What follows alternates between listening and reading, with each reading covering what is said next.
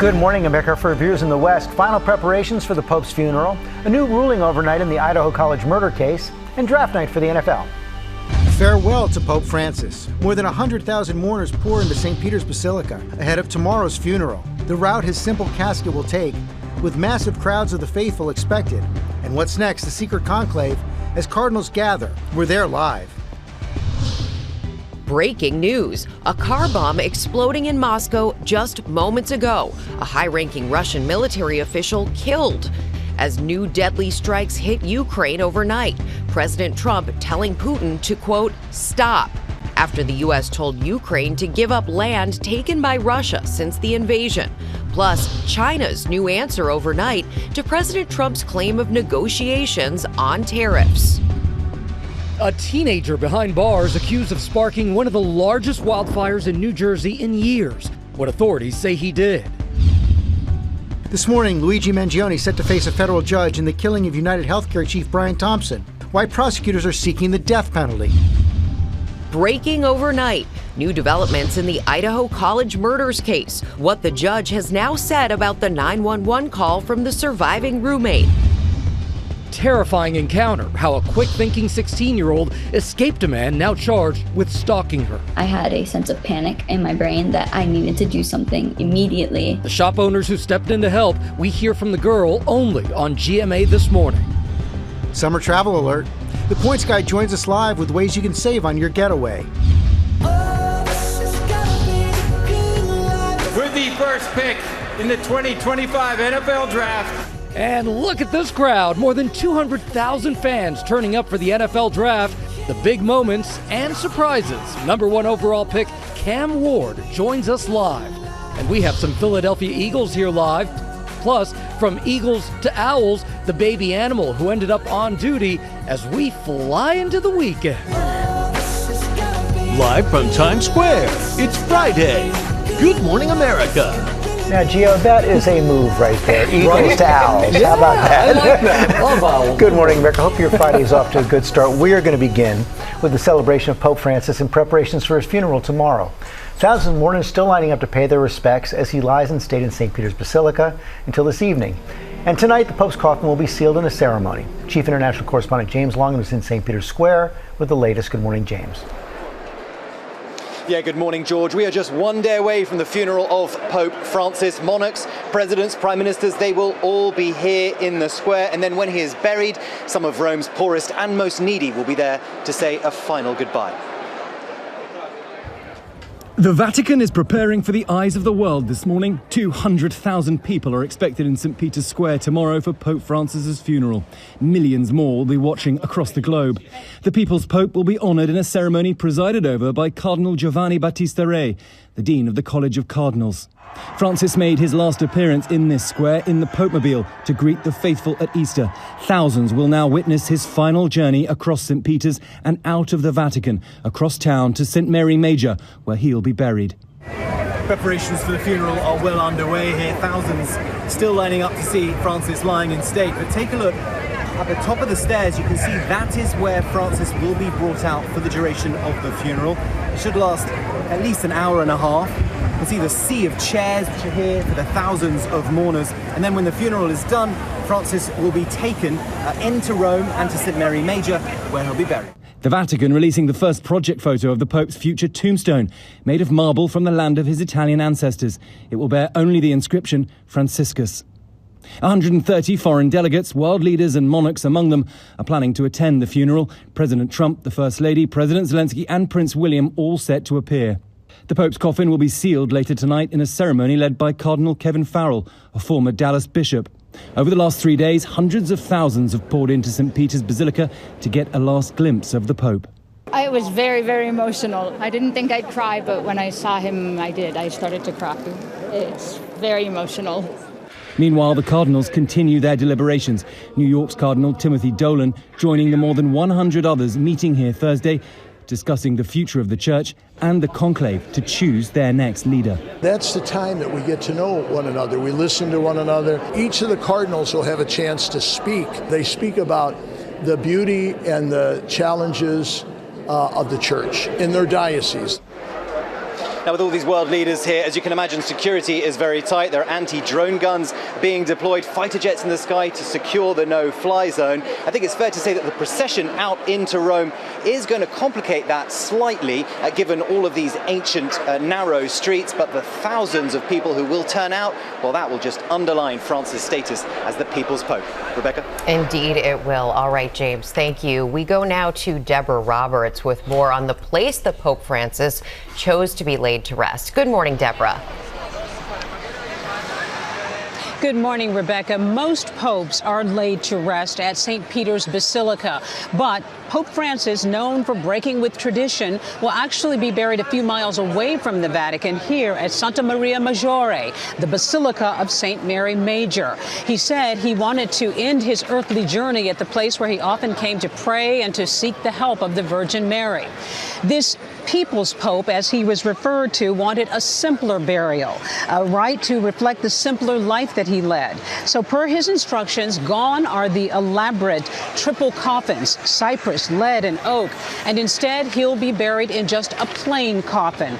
And he also specified that in his marble tomb, seen here in a project photo released by the Vatican, that it will have no decorations, none of those red ribbons, inscribed only with one word: Franciscus.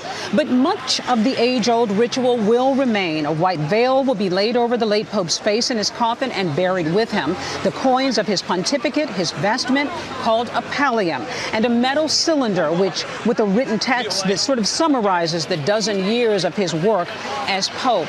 And the Vatican tells us that a group of people whom they describe as the poor and the needy will also be here to pay their respects to this Pope, Pope Francis, who chose his name because he will never forget them. A Pope who is different and was different in life and certainly will be too in death. George? Okay, Deborah, thanks very much. And we're going to have complete coverage of the funeral of Pope Francis beginning tomorrow morning at 3:30 on ABC, Hulu, and Disney+. Now to President Trump and the war in Ukraine. As Russia escalates its attacks, Trump pushed back but also embraced Russia's goals in peace talks. Senior political correspondent Rachel Scott is at the White House with the story. Good morning, Rachel. George, good morning to you. And the president has made it clear he's not happy with Russia's aggression against Ukraine, but overnight they launched another strike as the fighting continues. This morning in Moscow, Russian officials claiming a car bomb killed a high-ranking Russian military general. This surveillance video showing the moment a parked vehicle explodes as a person walks toward it. Ukraine has not taken credit for the attack.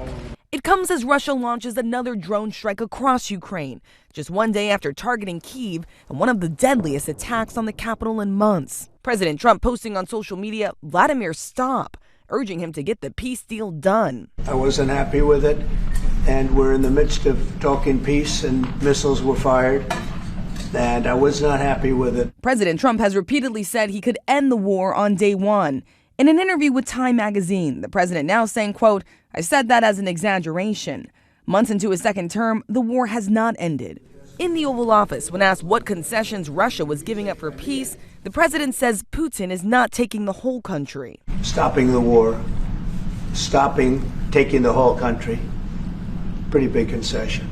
The Trump administration has put forward a peace proposal that would prohibit NATO membership for Ukraine and force Ukraine to give up land that Russia has seized since its invasion, in addition to giving up Crimea. The president telling Time, Crimea will stay with Russia, and Zelensky understands that, and everybody understands that it's been with them for a long time. But Ukrainian President Volodymyr Zelensky has rejected that idea and pushed back against the proposal, saying, "We will negotiate, we will not surrender." For the White House, it's an about face. From President Trump's first term, when his administration pledged that Crimea would remain a part of Ukraine. And before becoming Secretary of State, Marco Rubio spoke out about the danger of allowing Russia to keep Crimea. The president's special envoy to the Middle East, Steve Witkoff, is back in Russia meeting with Russian President Vladimir Putin. But again, George, this comes as Russia continues their aggression and their attacks against Ukraine. And Rachel, the president also in this trade war with China. China made a couple of moves overnight, but also said there's no talks. Exactly, George. And they're really pushing back hard against the president's repeated claims that he is, in fact, engaging in talks and negotiations with China to end this trade war that he started. The president, in a new interview with Time magazine, says that he has spoken to President Xi, but China is pushing back on that, calling it fake news, saying there are no negotiations on tariff issues and no agreement has been reached, George. Okay, Rachel, thanks very much. We're going to get the latest now on the controversy surrounding Defense Secretary Pete Hegseth. New security questions raised from his use of a commercial messaging app for sensitive national security communication. Chief Global Affairs anchor Martha Rudd is tracking that story. Good morning, Martha. Good morning, George. This morning, more alarming news out of the Pentagon. Sources telling ABC that Defense Secretary Pete Hegseth accused the then acting chairman of the Joint Chiefs, Admiral Chris Grady, of leaking information to the press. The sources say Hegseth was shouting at Admiral Grady after a story appeared about Elon Musk's possible top-secret briefing by the Joint Chiefs on China. The Wall Street Journal first to report that Hegseth demanded proof from Admiral Grady that he didn't leak the story, yelling, "I'll hook you up to a expletive polygraph." And this morning, Hegseth's press spokesman denying that the defense secretary had the commercial app Signal on a personal computer inside his Pentagon office. Sources told ABC that the computer was connected to an unsecured commercial line, what is known as a dirty line, since it does not have firewall protection. All this, as we've learned this morning from sources, that Hegseth's chief of staff has now departed the Pentagon. Joe Casper will now take on a part-time advisory role in the government. We are told Casper's departure follows the dismissal of top aides to Hegseth. Those aides were escorted out of the building by security, George. Yeah, real exodus there. Meantime, the New York Times reported just moments ago that these phone numbers that Hegseth was using were actually available online. Yeah, George, you know, any personal phone is vulnerable, especially if you are the defense secretary. Foreign adversaries would like those numbers, and those numbers are pretty easy to find. And Hegseth had highly sensitive information on his phone in those Signal chats about the attack plans in Yemen. George. Martha Raddatz, thanks. Gio? Yeah, lots of questions this morning. All right, George, now to the wildfire burning in New Jersey. A 19-year-old has been charged with arson as crews work to put out that fire. Morgan Norwood with the latest now. Good morning to you, Morgan.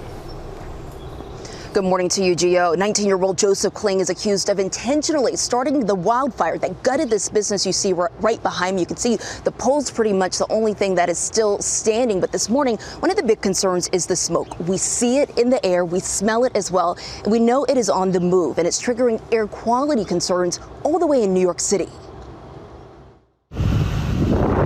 This morning, a teenager is accused of sparking one of the largest wildfires New Jersey has seen in years. Hey, Judge, we have Joseph Kling. 19-year-old Joseph Kling facing a judge from the Ocean County Jail, appearing virtually on multiple arson charges. Charges are second-degree aggravated arson with purposely destroying a forest and third-degree arson, recklessly endangering buildings or structures. Authorities say he intentionally set a bonfire using wooden pallets and walked away, leaving it burning. They say the result was the massive Jones Road wildfire, which since Tuesday has now scorched more than 23 square miles of pine barrens. This satellite photo showing the extent of the damage. More than 3,000 people were forced to evacuate, and at least one commercial building was destroyed. James Herbst says it was his family's business, with millions of dollars in inventory up in flames. It's completely gone. Lost everything. And Joseph Kling is due back in court next Tuesday. Rebecca? All right, so much loss there. Okay, Morgan, thank you. We turn now to Luigi Mangione, set to be arraigned this afternoon on federal charges in the fatal shooting of United Healthcare CEO Brian Thompson. Chief Investigative Correspondent Aaron Katersky is outside the court with more. Good morning, Aaron. Good morning to you, Rebecca. Luigi Mangione is due here just hours from now to answer federal charges that could land him on death row. Mangione allegedly stalked and then shot and killed United Healthcare chief Brian Thompson outside the Hilton Hotel in Midtown. And overnight, prosecutors told the court Mangione deserves the death penalty because he sought to provoke broad-based resistance to the entire insurance industry. Police said they found words associated with insurance claims on some of the shell casings: deny, delay, depose. Attorney General Pam Bondi has already said Mangione should be executed for what she called a premeditated, cold-blooded assassination. But Mangione's attorney called that barbaric and a political stunt. Online donations for Mangioni's defense are now closing in on $1 million, and he says he's inundated with mail. 800 letters so far, an average of 14 a day.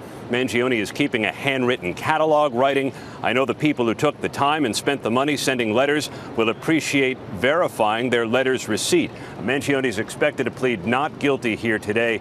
Federal prosecutors said if convicted, he deserves the death penalty, in part because they say in carrying out one lethal act of violence, guys, Mangioni tried to take on an entire industry. Guys. Okay, Aaron, thanks very much. We're going to switch gears now. NFL draft. More than 200,000 people were outside Lambeau Field in Green Bay last night. First pick went as expected, but after that there were some surprises. Ike Ajachi is in Wisconsin with the details. Good morning, Ike. Good morning, George. What a show the city of Green Bay and the NFL put on last night. Over 200,000 people surrounding Lambeau Field, and essentially that's almost twice the size of the city of Green Bay itself. Now, this exciting night was filled with laughter, tears, and a little bit of dancing. Welcome to the 2025 NFL Draft. Overnight, it was a wild ride as the future of football gathered in Green Bay for the NFL Draft. It was lights, camera, and action. With the first pick in the 2025 NFL Draft, the Tennessee Titans select Cameron Ward, quarterback, Miami. Cam Ward, the ACC Player of the Year from Miami, heading to Tennessee. The Titans hoping to capitalize on his dynamic arm. Back in the end zone, look at that throw! The Jacksonville Jaguars select Travis Hunter, wide receiver, defensive back from Colorado.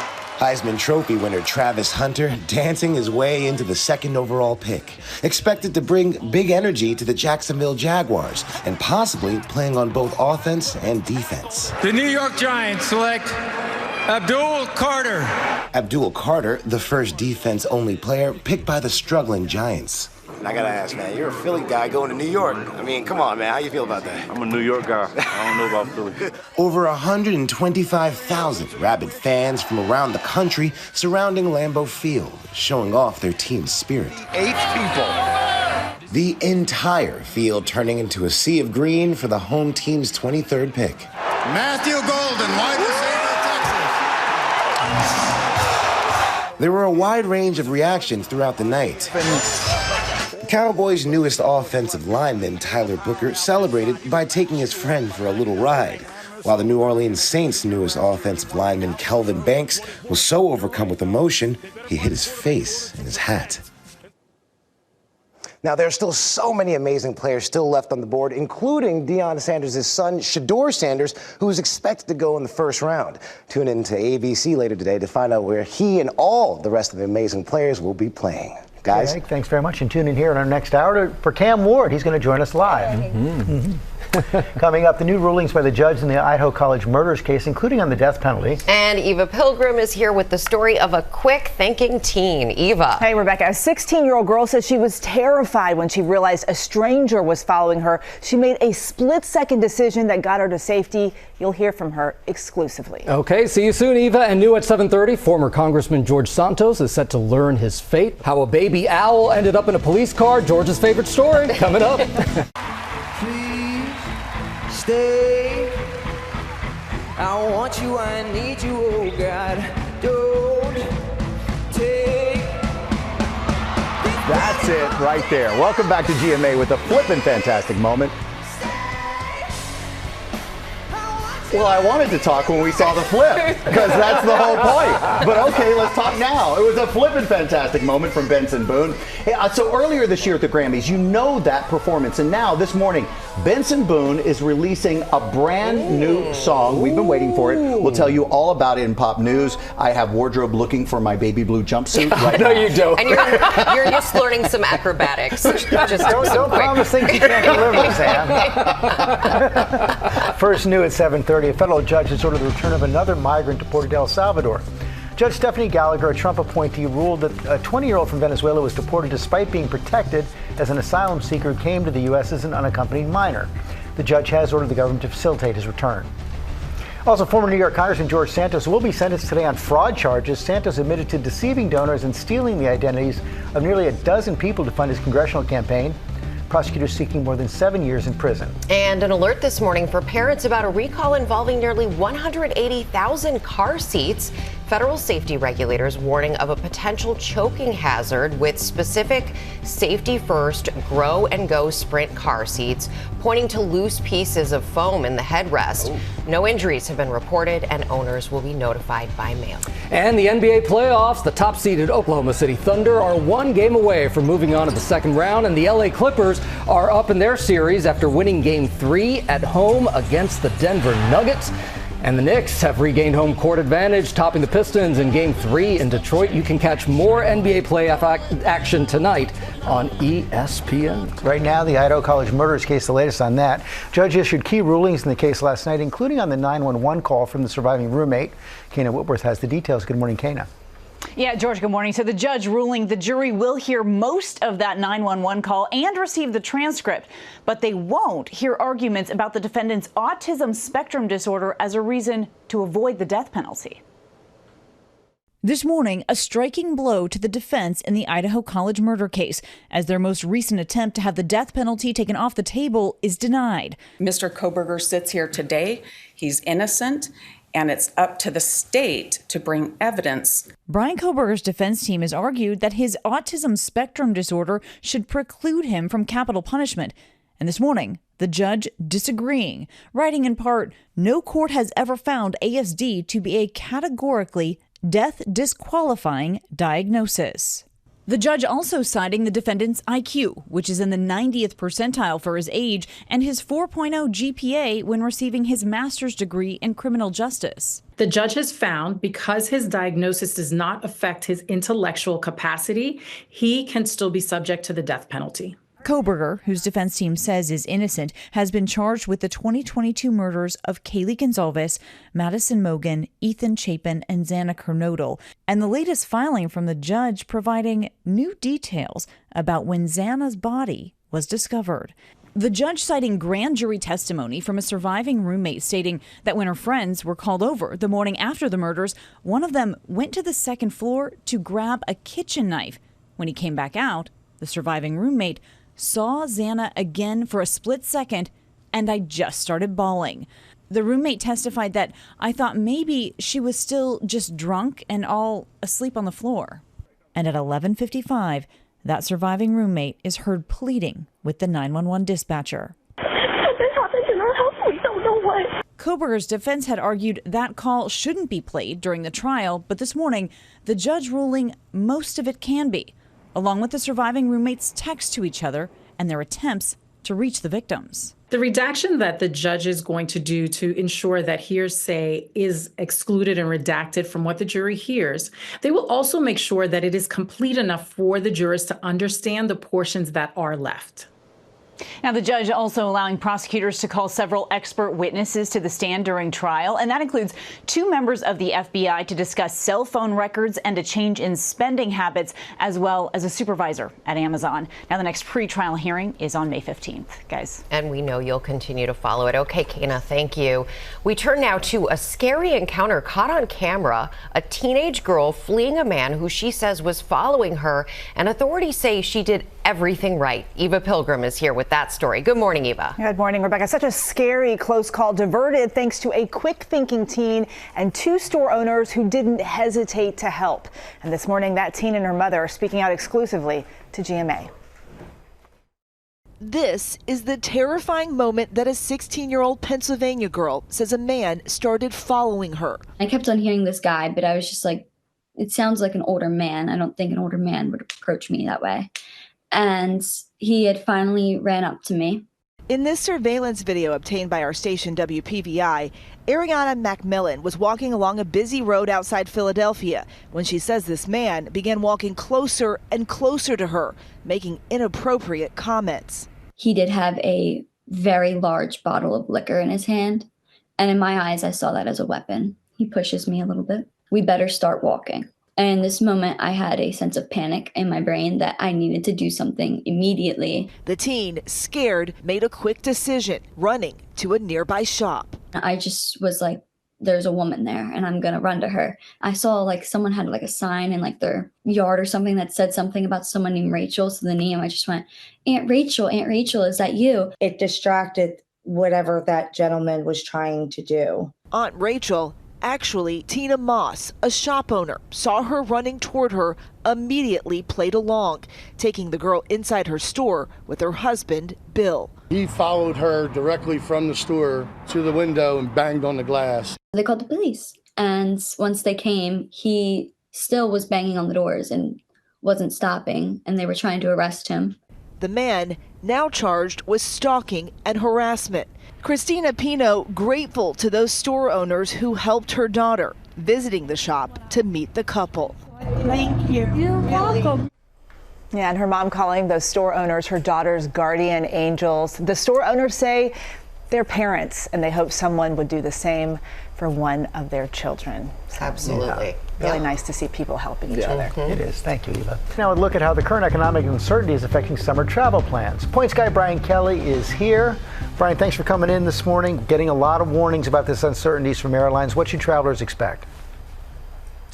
Well, the biggest news is that foreign travelers are not coming to the U.S. The March numbers are pretty stark, and we're seeing Canadians drop by almost 20% in March. And I anticipate those numbers to jump even more in April, because that's when the trade war really took off. So high level, domestic travel could be cheaper without all of those Canadians and Western Europeans coming to the U.S. and taking up that hotel space. So this summer could be the summer where you look to do a domestic trip instead of an international one. Wow. But you know what, Brian? With those domestic flights, Southwest, United, Delta, they've all said that they're cutting some domestic flights. So what if you already have your tickets booked and you have those flights booked? Can it be canceled?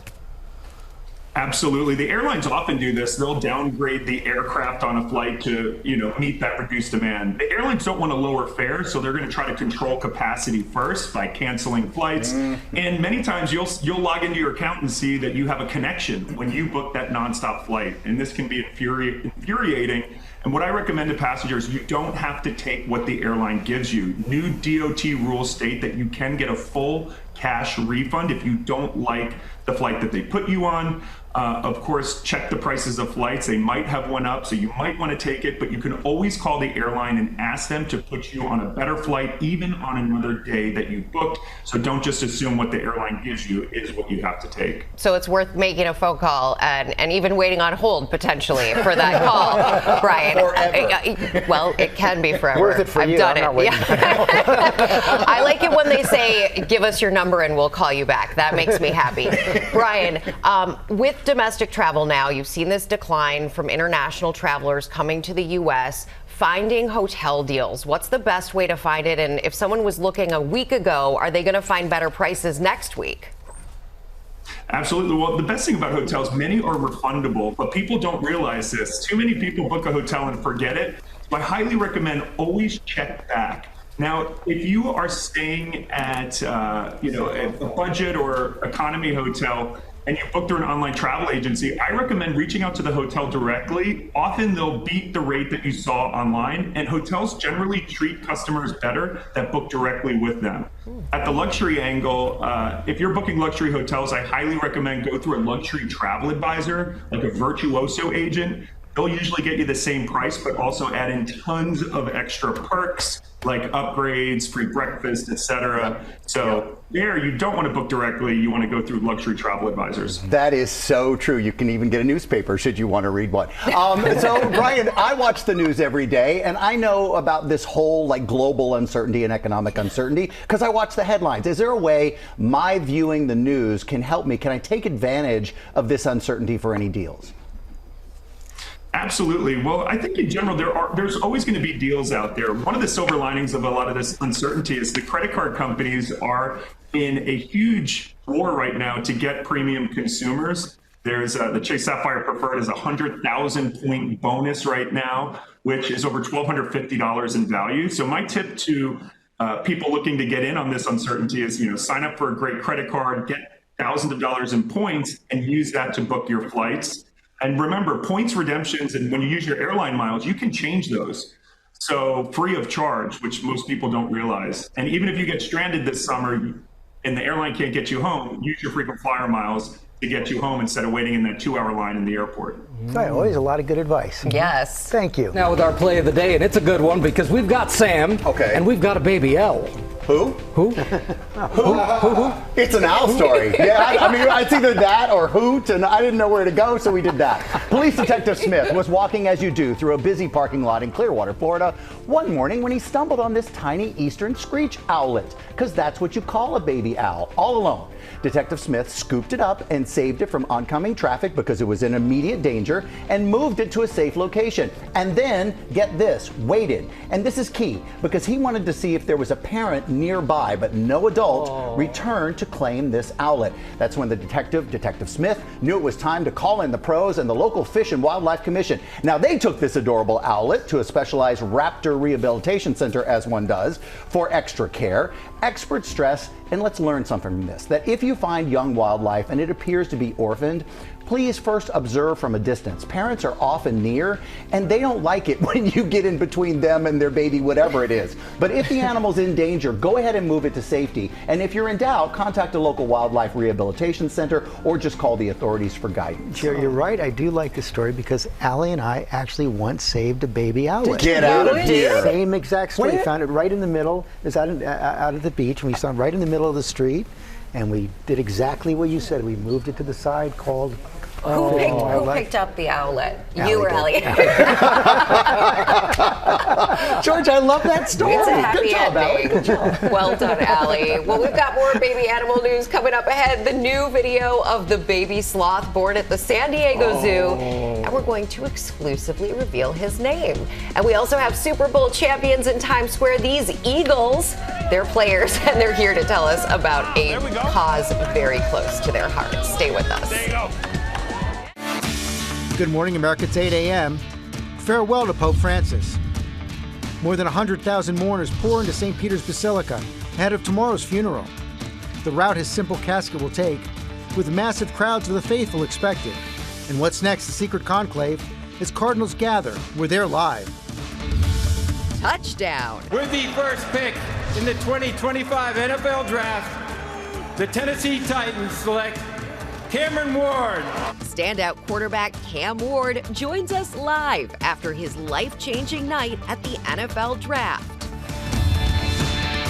Spring is here and love is in the air. The secret matchmaking profile going viral on TikTok. Why one sister tried her hand at setting her brother up online. They join us live to tell us that he's met his match.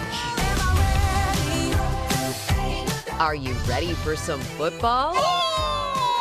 It's more than just a foundation, it is a family. GMA is teaming up with the Super Bowl champion Philadelphia Eagles, who are helping kids with autism and their families win big off the field. They're live in Times Square, and they're saying,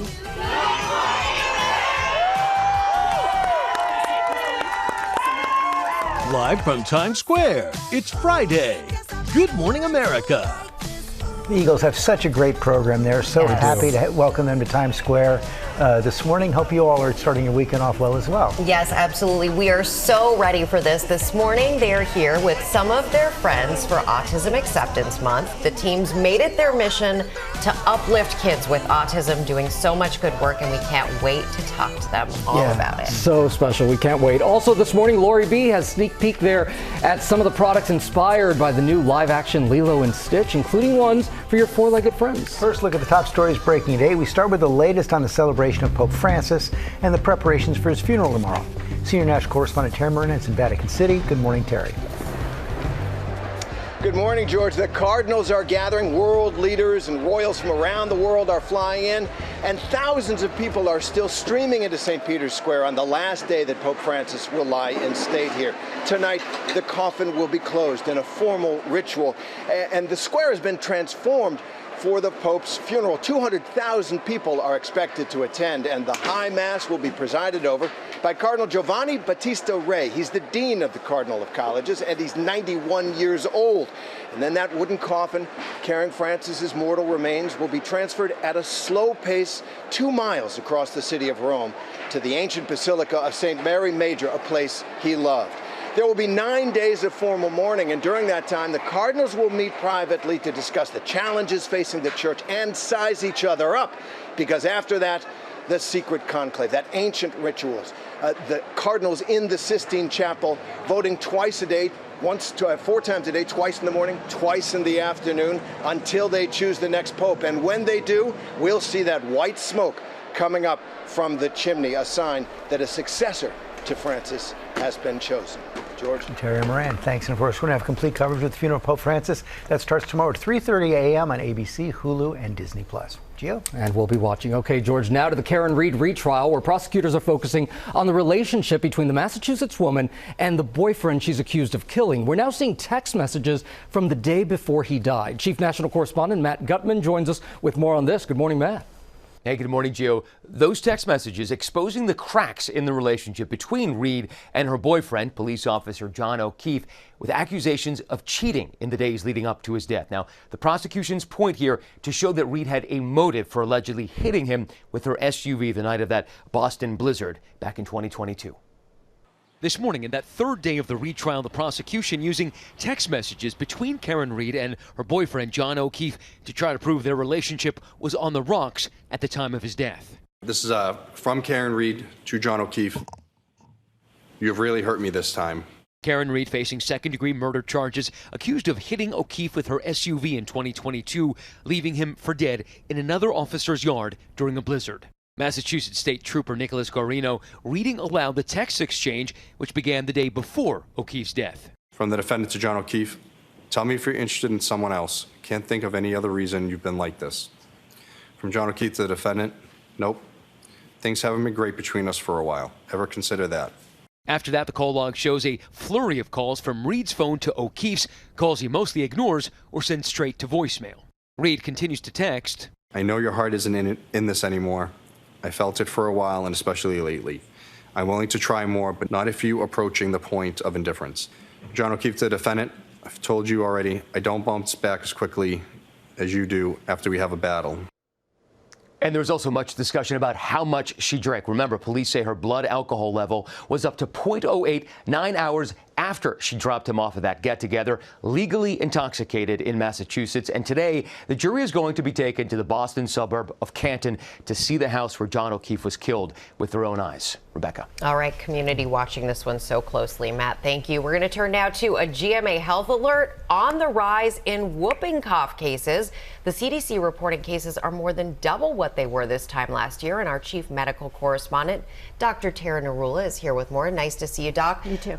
What is happening and why is it happening? So yes, whooping cough is a contagious respiratory illness caused by a bacteria. And in fact, we are seeing now a little over 8,000 cases, which is more than double what we saw last year the same time.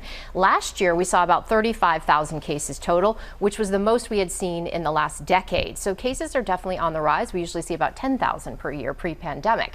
Why is this happening? We talked about this with the measles, but probably lower vaccination rates. So in 2023 to 2024, about 92% of kindergartners got their vaccination. That's compared to about 95% pre-pandemic. So whooping cough starts out as really what looks like a cold, but then it develops into something that's more associated with rapid, kind of violent episodes of coughing, so violent that you may throw up, you may develop a headache, and then when you take a breath in, you hear that high-pitched whooping sound. It's spread by respiratory droplets, so when someone sneezes or coughs, we diagnose it with a nasal or throat swab, and then we like to treat it early in the first 3 weeks with antibiotics. Now, it's important to know that for babies, they may not have those classic signs. What you might see is that they're struggling to breathe, their lips, skin, or nails are turning blue, those kinds of things, or actually they are pausing when they're breathing. It's sort of stopping briefly. Which is terrifying for a absolutely. new parent. When you look at vaccines, what is the timing of the first whooping cough vaccine and who can get vaccinated if they haven't been yet? Right, so we know that vaccination is really the key to not only preventing but decreasing the severity of illness. We've had a vaccine since the 1940s. So the schedule goes as such. Essentially, when you're 2, 4, and 6 months old, a baby will get a vaccine. They'll get it again at 15 to 18 months and then 4 to 6 years old. In those tween years, 11 to 12, they'll get another dose. Adults should get one if they've never had one. And important. Pregnant women in their 3rd trimester should all get a vaccination. It's important for them to pass those antibodies on to those infants because they're so vulnerable. You know, infants less than 6 months are really at such a high risk, as are individuals over 65 and pregnant and those with underlying conditions like asthma. I totally hear that. Every time we get through the 6-month marker, it's a sigh of relief for a parent. And caregivers too, because they're with your babies. You want to make sure that they're vaccinated. Thank you, Dr. Narula. Thank you. Thank you. Coming up on a GMA Morning Menu, top pick in the NFL draft joins us. Cam Ward tells us about the life-changing moment. Big moment also ahead. Wedding season's about to get more expensive. We'll tell you how couples can keep those costs down. I will tell you this is the best part of the morning, guys, and you want to come outside and enjoy it. The whole Eagles family is here. Swoop's here, Coach is here, the cheerleaders are here. All right, you were going to show me an eagle claw so I don't mess this. Keyshawn, what are we doing? So here's what we're going to do, Sam. Yeah. We got Keyshawn from Penns Grove, High School, New Jersey. All right. He's going to show you how Eagle. We don't want to fumble. We don't want. No, I don't want to fumble, Keyshawn. I don't want to fumble. We'll show you when we come back. We'll be right back with all this. Hang with us. Matt, what am I going to do? Head in tight. Elbow in tight. Elbow in your side. Yep. Eagle claw. Eagle claw. Yep. Split the point. We are back with our GMA cover story, NFL Draft. Joining us now from Green Bay, Wisconsin, the first pick, University of Miami quarterback Cam Ward. Cam, congratulations. Good morning. Well done. Yes, congratulations. How you doing? So did you get any sleep last night? I got about an hour's sleep, but you know, that's all I really need. I'm ready to go. How are you feeling this morning? I'm feeling great. Finally, you know, got to live out my dream for a night. Excited to do it with a good organization like Tennessee, and you know, I'm just ready to get to Nashville, get to know my teammates. Yeah, it's got to be an amazing feeling. You got just one scholarship in high school, and now here you are, the first draft pick. Wow. What does that tell you about your story? Well, I just think it's inspirational. It's you know, a long journey, you know, not only for myself, but a lot of people in this world who had to come up like I did. And I mean, I've been blessed. I work hard, you know, I got faith in God, and you know, it's just been a, you know, awesome journey for myself and my family, and you know, the road's just getting started. Yeah, and it's quite the road. First of all, I'm glad to see someone on this show also repping Miami, so congratulations, Cam. Tell me, because your parents, they were by your side as that announcement was being made. How important has that relationship been on your road to the NFL? It's been an important relationship. They've been there since day one, since Little League all the way to this point, and you know, for them to be by my side, you know, one of the biggest days of my football career, it's a blessing. That's something that not a lot of kids get. You know, I'm honored to, you know, have them by my side every day. You have been by their side every day. You've been living at home. You ready to move out? I'm ready. That's one of the best things about getting drafted. I finally get me somewhere to live now. What do you know about Nashville? You excited? I know a little bit about Nashville. Not too much, but you know, that's why I got a lot of time to learn more about it. But I'm excited. They got some good food. That's all I really need. And they got some good houses to live in. So you know, it's going to be an exciting time for me. You get some tips on Nashville. Do you have what's your favorite restaurant? I'll send my daughter Harper to. She's a fan. They do have good food and great houses, and you'll have to figure out a place that allows dogs, because you are bringing Uno, your dog, your number one, right? Yes, ma'am. I got a 130-pound Rottweiler. That boy there, he's something different. He's been with me since I got him when I was at Washington State. 130 he's pounds? been with me throughout the whole journey. That's a full-fledged and the name, well, the name Uno, was that thinking ahead to being the number one draft pick, or your number one? It wasn't thinking about the draft. It was more my jersey number at the time, but you know, it ended up looking good though. Hey Cam, what are you looking forward to in your first season? I mean, do you expect to be, you know, starting quarterback for the Titans on day one? I do expect to be a starter quarterback. Which quarterback doesn't have that confidence in themselves to, you know, want to go out there and make plays? But at the end of the day, it's not my decision. It's the GM and the head coach.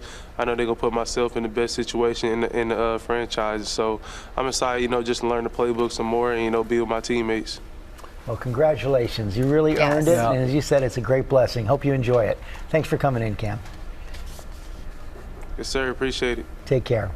How about some pop news, Sam? What a nice young man. Nice I love guy. that things just worked out like that for him. All right, so let's begin with some mystical, nay, magical and mystical news. Well, every pop news should begin with Benson Boone or some kind of word like nay. He's released his second single from his highly anticipated new album, American Heart. And it's just in time for New Music Friday because that's a thing now. Everybody drops new music on Friday. This song is called Mystical Magical. Check it out.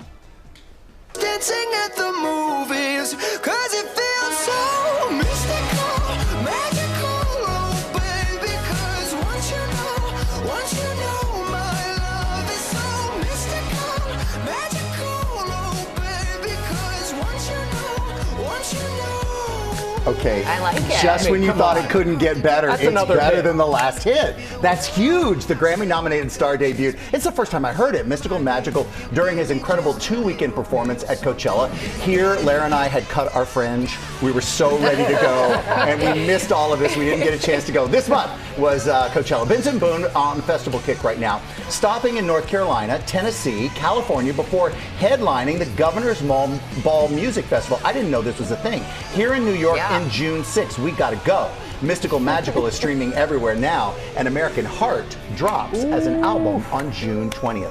Congratulations, Benson Boone. He crushes That's it. quite a thing. I don't know, but maybe climb the tree, jump out of the tree, do a flip maybe. I don't know, just give it He's some ready notes for on his how- choreography Right, there's gotta be moment, yeah. extra there. All right, now it's Friday, so let's double down on our baby animal beat, which until now has been moving a little slowly this week, I'd say, and I'll mean that literally here, because last month the San Diego Zoo announced the birth of a baby sloth, and nothing slower than a baby sloth. The first pup, which is what you call a baby sloth, born at the zoo in over 3 years. Now this morning, we've got brand new footage of that sweet little guy, and right now we can exclusively reveal the name. His name, laptop drum roll, is Cashew. I didn't see it coming, but it's super cute.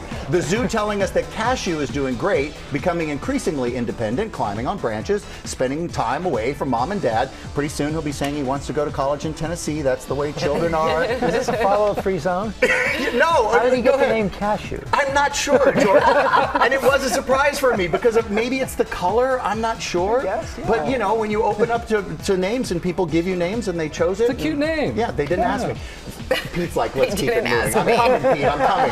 Finally, this morning, spring means love, and one person taking advantage of that is Tori Patuk, but not for herself. Tori has gone viral on TikTok for creating a matchmaking profile for her 35-year-old brother, and he had no idea. Tori posting that Reed lives in California, likes long walks on the beach, takes care of his dog Carl. Carl's a great name for a dog, and spending time with his family. Well, that video racked up over 1.5 million views just since last week. So Tori put together a dating profile of Reed's 2 friends as well, which have been viewed over 180,000 times. Tori, I think you've got a career coming right now. Tori and Reed are joining us live.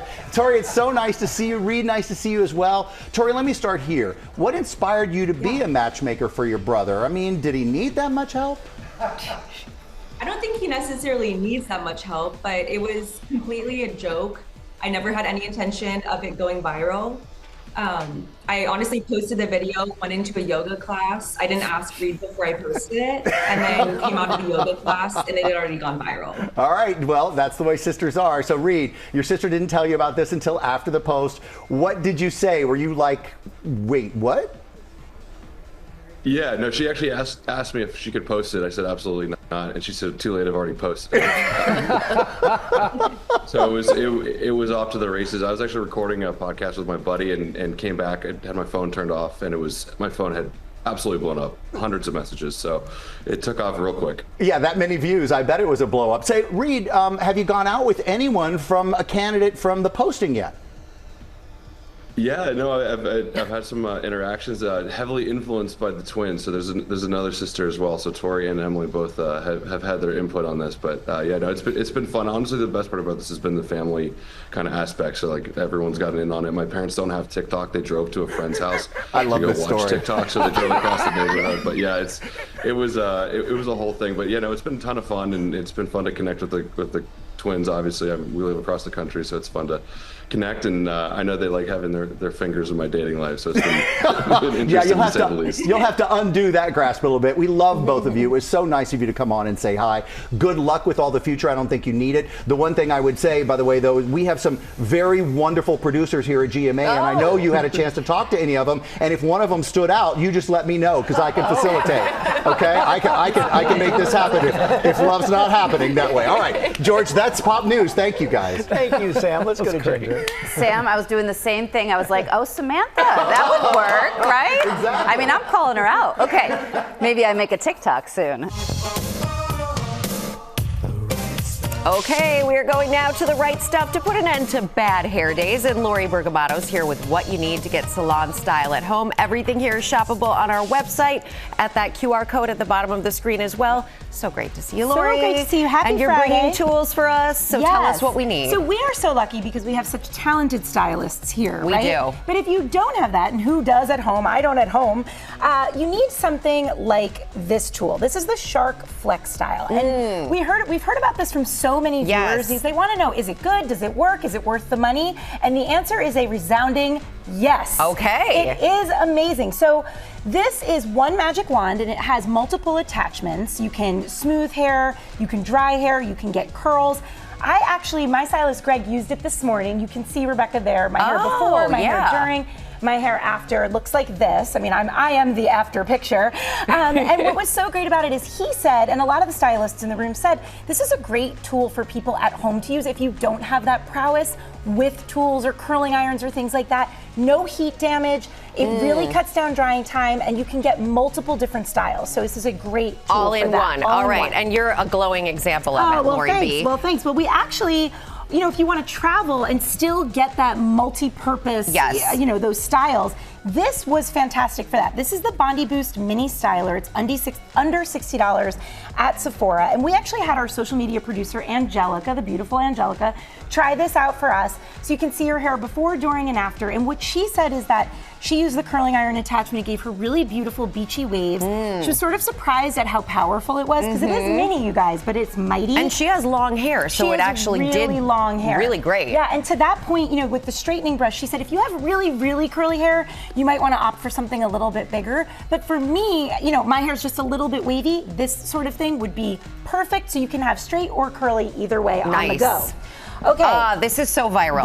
Have you ever used one of these? No. Oh, we're gonna get they to look one. It's very so much confusing fun. to me, I'll be honest. Okay, so they're not. You just need one practice round. So this is the Kitsch Heatless Curling Set, and our producer Jillian tried this out for us. And Jillian, as you know, has this beautiful, thick head of hair. And gorgeous. What she was saying is it does take practice to get to do it because you roll it up, you sleep in it overnight, and when you take it out, Rebecca, it is just beautiful, natural waves, bouncy, just gorgeous. And if you have hair that is damaged or colored, you might want to use this because there is no heat damage. I also love this for middle schoolers or teens to get them started without any heat damage. And then finally, this is so old school. I love this so much. The Conair Hot Rollers. They're making a comeback, people. Woo! 21,000 5-star reviews on Amazon, under $40. We had producer Nicole Wilkins try these out for us. What she loved is that it didn't damage her hair. She said it just gave her a really soft, gentle curl, largely in part to the ceramic technology and the velvety coating on these curlers. Great options at every price point, no heat damage, and great hair. Always great hair with this one, Lori B. And thank you to all of our models. You can get these products on our website. And coming up, some Philadelphia Eagles are here to swoop in and help us out. Welcome back to GMA, live from Times Square.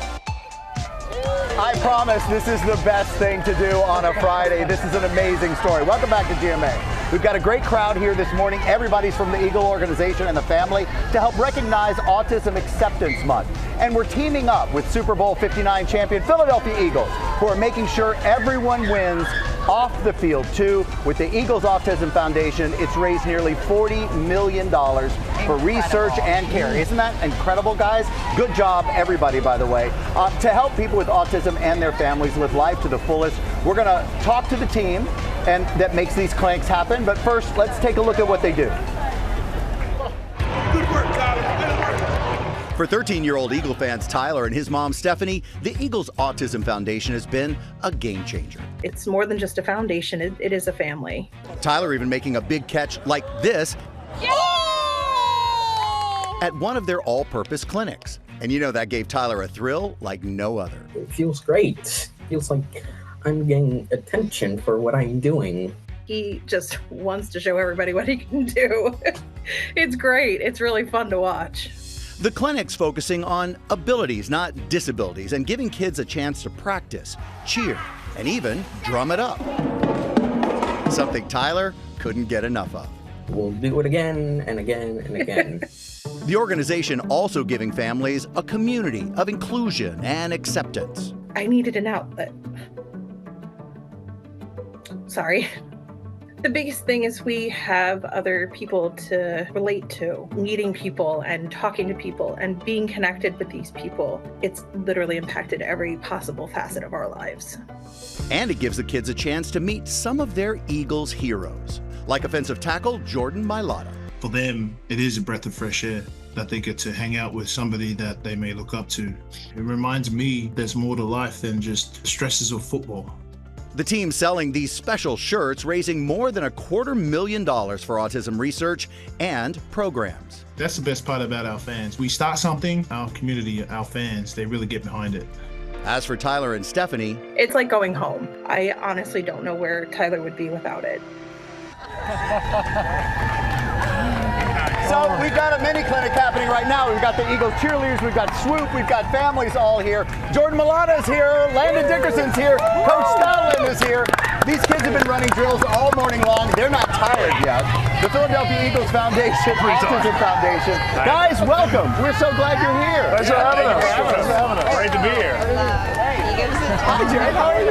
Look, right there. All right. So, Ellie, let's talk a little bit. How impactful is the organization for the families? Absolutely. I mean, any parent that has a child with autism will tell you that having a job is a huge, huge achievement. And for him to experience this every day and to experience this a few minutes from his own house, to drive there, to spend time with these guys who are his idols his whole childhood. I mean, we live by the Eagle Stadium. We're huge fans as a family before that. So to me, it's like, I feel like he made it, and I feel like it's a dream come true for the whole family. And it's amazing to see him so happy like he is this morning. Yes, Jared. Okay, tell us about Popcorn for the People. You also work at this company. Yes. One of the things I work there is plain popcorn from scratch from the kernels, and I started working there since this company opened in the city. That also works for the Eagles Autism Foundation. The Eagles Foundation actually gave him the opportunity to get a second job. So now not only has he have a part-time job, he has two jobs, and both companies are equally committed to helping children with autism. So you stay busy, Jared. Yeah. Two jobs. Busy guy. And Landon, you're part of this foundation all year round. Why is it so important for you? Yeah, for me, really it's educating people about autism, acceptance and awareness, and not only other people, but even myself at times. There's a lot of learning I've been able to do from joining the Eagles and being a part of the Eagles Autism Foundation. And really the second part is, stuff like this, being able to interact with fans, families, and come out here and support these guys. Honestly, they bring more energy than most other fans I know. They love to be out here. They love us, and we love to be with them. And they're just, honestly, just a great time. And I mean, I enjoy having fun as much as they do. So, I mean, you can hear the excitement. Jordan, Coach, why is it important to you guys to do this all the time? Well, it's very important to Mr. Laurie and the Eagles organization. This means a lot to our family. And to be honest with you, these shirts, we kind of stumbled into this whole thing. We raised over $250,000. That's your name on the top, right? Yeah, well, it all started with Jordan, really Lane Johnson, Jordan having a conversation in the locker room, and then it just took off from there. And we're grateful. Every dollar of this goes to the Eagles Autism Organization. Every dollar. That's an amazing thing to do. Really incredible work that you're doing. And we also have a special announcement this morning. What can you tell us? Breaking news. Breaking news. I've been working on this all morning, Sam. That was really Hey, well look, done. we have people from all over this New York area, okay, and they have come to us and said, we are gonna match up to $150,000. Every dollar goes to Eagles Autism Foundation. All right. That is amazing. That is breaking news. Thank you, guys. But you know what? We can't have the current Super Bowl champs right here with us without playing some football, okay? So it's time to put you guys to work. That's what Sam said. Oh, yeah. That's why he's got the jersey on. What I just said. All right. So one of the awesome initiatives of the Eagles Autism Foundation, the football clinics that you guys put on throughout the year and across the globe. And this morning, we're going to see the clinic in action. You guys ready? Yeah. Let's see it. Let's go. Let's do it. I've never done a drill before, Jared. Good job, my friend. First thing first. All right. First Let's thing do the first. drill. I'll kind of walk you through it while Jordan's going. So we call this the Iggy Shuffle. George, Iggy Shuffle. Oh, good job. George, start on right side. Okay, start on the right side. It's going to go left foot, right foot, left, and you stick. And then you're going to go right, left, right, stick, left, right, left. And what? Jordan will pick up the pace here. Well, no, Jordan it's not too can. bad. And that's called the Iggy Shuffle. Yeah, All right. I'm not gonna lie. That was pretty Yeah, because good. you've done it for how many years now? Not long. 1, 2, 3, stick. And then go right, 1, 2, left, 3, right. stick. 1, 2, Then you go up 3. high. There you go. I'm already out. Wait a You're minute. Come good. here, You go Jordan. right back. Don't you dare cheer for that, Rebecca We gotta Jarvis. go. Don't We you gotta dare. slow it down a little All bit. right, tell me where we have to go. What are we going to do now? Pete, are you telling me we got to go, or what are you telling me? He's like, wrap it up. Oh, what a shame. What a shame. Wedding season is fast approaching. It's a multi-billion-dollar industry, as you know. Rebecca, it's about to get more expensive. Unfortunately, it is, George. According to the Knot, the average wedding cost is $33,000 last year, but experts warn that tariffs could drive those prices higher. There are some things you can do to prepare. Plan for the worst, hope for the best.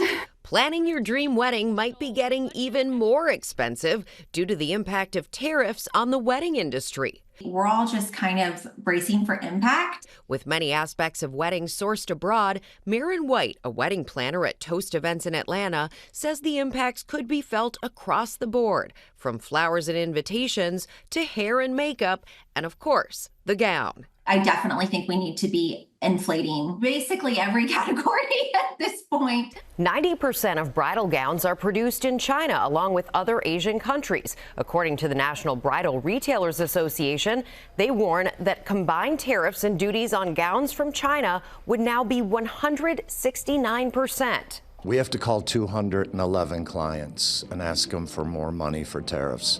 That's $65,000. We're a small store. We can't absorb that. So what happens? It goes back to the customer. It's going to be the end user, the client is going to have these higher costs across all aspects of the wedding world. Joanne Grigoli, owner of Elegant Occasions, says it has some of her clients already taking a cautious outlook.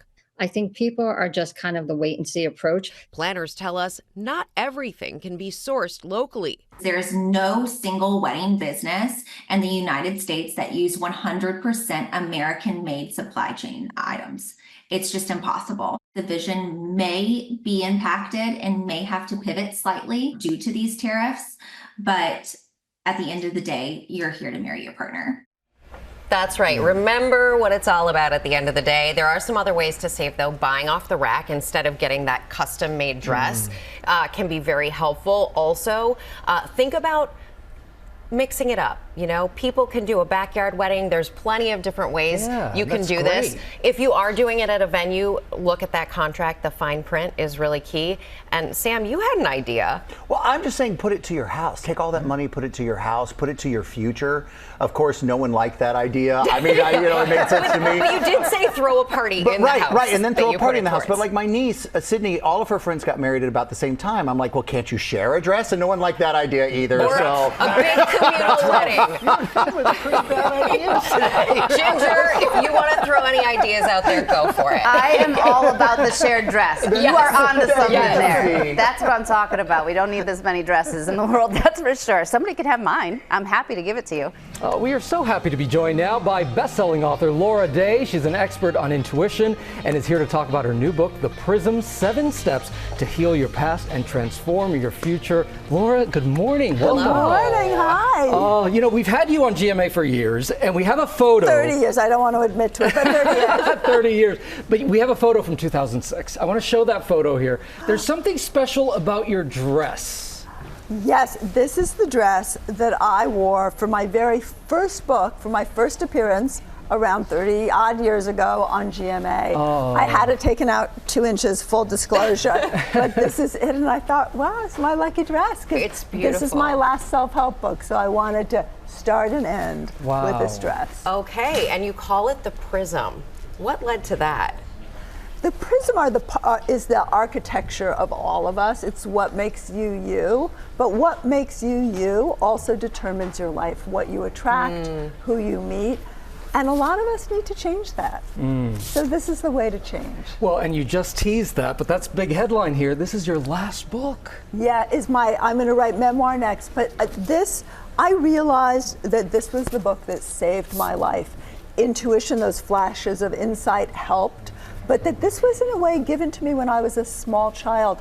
I have 2 siblings and a mother who suicided, and I realized this was the difference. And after my brother's suicide, it emerged, and I thought I need to put this down because people need to know a small change makes an enormous difference in your life. It can have that ripple effect. It's the butterfly effect in the universe.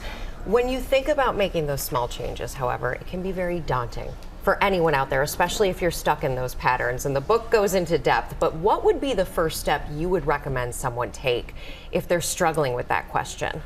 You know, I think that the most important awareness, and it's why I write self-help, it's why I use self-help, it's why I go into communities, the most important awareness is that we're taught that the answer is inside of us. I guarantee if the answer was inside of you, you would have fixed the problem.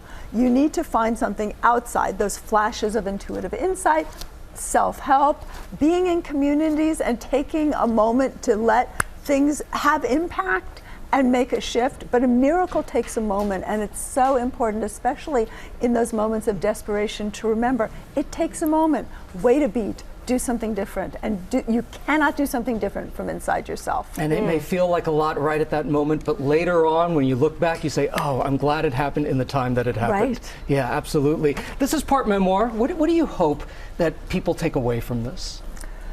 You know, I did include memoir, and it's actually, every time I read it, it's a little embarrassing. But I did include memoir because I really wanted people to understand that intuitives, people who have that extra sense, people who write the answers, the changes, they do so because they were in such trouble. They were such messes. They were built so poorly that their whole life work is finding the answer. And I was lucky enough to have thousands of students over the last 10 years to really try. I love the feel of this book. To try this system out and tell me, hey, this one took too long. You've got to revamp it. This worked for me immediately. Are we all intuitive? We're all intuitive, and that's a double-edged sword because intuition is also how porous we are at picking up and being manipulated by others. We need to train that intuition so it makes us better versions of self. Oh, well, this is such a fantastic book. Thank you so much, Laura. We Thank so you appreciate so much it. for having me. And The Prism will be available on Tuesday. All right, thank you. And coming up here, Lori B has some special guests showing off fun new merch.